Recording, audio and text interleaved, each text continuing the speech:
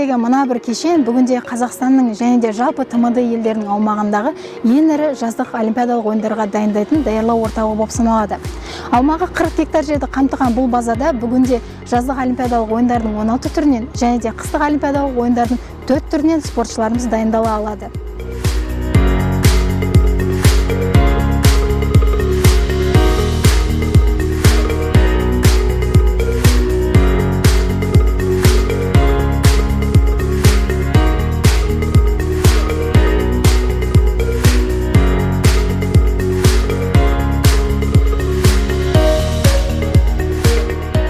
Бұл қалашық негізі толыққанды қаңтар айынан бастап жұмыс істей бастады. Қазір енді өздеріңіз көрдіңіздер, 40 гектар жерде 131 мың квадратный метр дейді объектіміз бар. Соның жаңа үлкен 9 үлкен спорт сооружения бар. Соның ішінде стадионымыз бөлек. Стадионымыздың 6 мыңнан астам орын бар.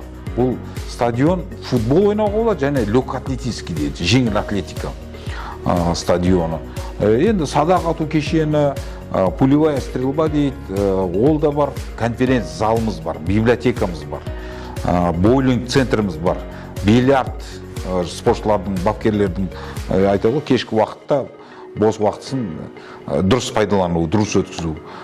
Кино залды дайын тұр, бірақ соған арнайы жаңағы мамандарды жіберсек деп отырмыз.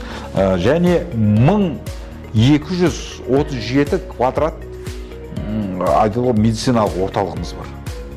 Ол орталықты да арнайы біздер шетелдің дәрігерлеріменен, соларменен байланысқа шығып, солар арқылы біздің спортшыларға емдеу көрсетсек деген ойымызда бар. Және 4 жұлдызды қонақ үйіміз бар. Қазіргі штатымыз жұмыс істейтін адамдар 300-ге жуық адам жиналды.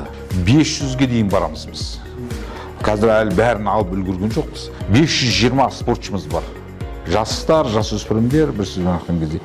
Объектте 2300 спортшы емін-еркін бір мезгілде айналыса алады спортпен.